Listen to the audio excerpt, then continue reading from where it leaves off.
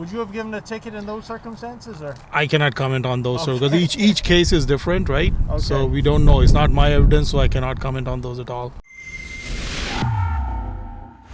David Menzies for Rebel News here in Oakville, Ontario. Well, folks, on Good Friday, Oakville resident Todd Nelson took his 3 young children inline skating here at the Glen Abbey Community Centre. And they were having a fun time, and why not? The parking lot is completely empty because the community centre is not in operation during this day and age of the coronavirus.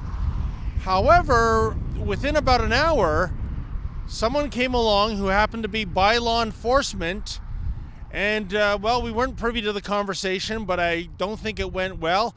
Mr. Nelson, the bylaw officer demanded he show his identification, and the next thing you know, he had a ticket for $750 plus surcharges, bringing the grand total to $880, or in other words, precisely $220 per skater.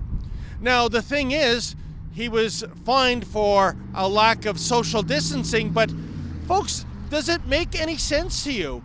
After all, the Nelsons they all live together. They're 4 people in total, and the limit for congregations is 5. And certainly when you're skating around, I can say by experience, you're typically at least 2 meters apart from the other skater.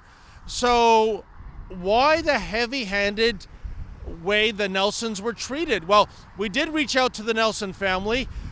Their story has been picked up by some other media outlets. And right now, the Nelsons have decided that they've had enough in terms of media coverage, but still, their story warrants coverage because, for the life of me, I think this was just a very heavy-handed approach to coming up with a solution for a problem that didn't exist. Also, Mr. Nelson notes that if you look at the community center, the entrances and exits are not blocked off, and there's no signage that I can see indicating that the community center is closed. And every once in a while, you'll see a pole with some yellow police-style caution tape around it. But certainly the town of Oakville has not gone to great lengths to shut down at least the parking lot of this facility. And speaking of the town of Oakville, I put out a request to get their side of the story. Haven't heard back. It's been several hours. I'll go now to Oakville City Hall. Doubt there'll be anyone there, but I'll try to reach out and see if they can somehow make sense of why a family of 4 that were simply skating around an empty parking lot now has to pay almost $1,000 in fines. Let's see what they have to say. Hi, sorry to disturb you, sir. I'm David Menzies with Rebel News. I'm just trying to find out what the rule is in Oakville with going to empty parking lots with your family members and inline skating. So most of the amenities are closed. Okay. So you should avoid those.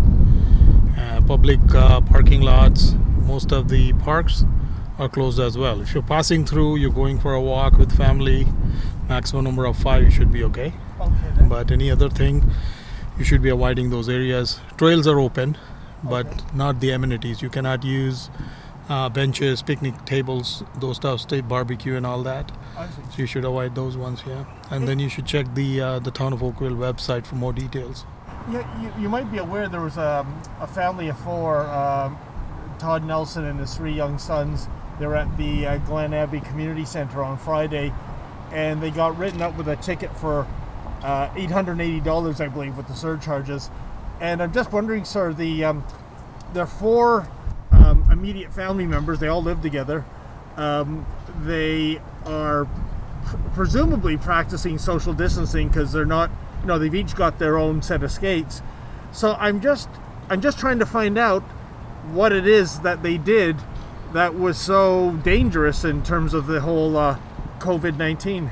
I mean, it depends on the officer. I was not on yesterday, so Right. I cannot comment on those. Okay. I would suggest calling one of our supervisors or managers to get more details. Oh, I did. That would be the best. Yeah. I did reach out, but I haven't heard anything from the city. That's why I saw you with your uniform, and I thought, No, that's fine. I mean, I can give you the email if you would like to take the off the record, oh, okay. and you can email them, and they can definitely respond. All right. Would Okay, you have because given there a are. would you have given a ticket in those circumstances, or? I cannot comment on those, sir, because Okay. each case is different, right? Okay. So we don't know. It's not my evidence, so I cannot comment on those at all. Well, there you have it from the mouth of a Oakville bylaw officer himself. Hated to put him on the spot. He's not the guy that handed out that $880 ticket. He has his own job to do. But the fact is, folks, we did reach out to the town of Oakville early this morning. It's coming up for 5 o'clock. Haven't heard a peep. But I can tell you that the day before the incident in which the Nelsons went out inline skating, the mayor of Oakville, Rob Burton, had this to say about the COVID-19 emergency measures. It's being said loud and clear, but some people are not getting the message. Closed means closed. Do not use. This is a serious issue. We all know that this virus is highly contagious and can be deadly. What we're doing now, closing parks and encouraging people to stay home, will save lives. I urge everyone, and I urge parents to tell their children, stop getting together with friends in parks.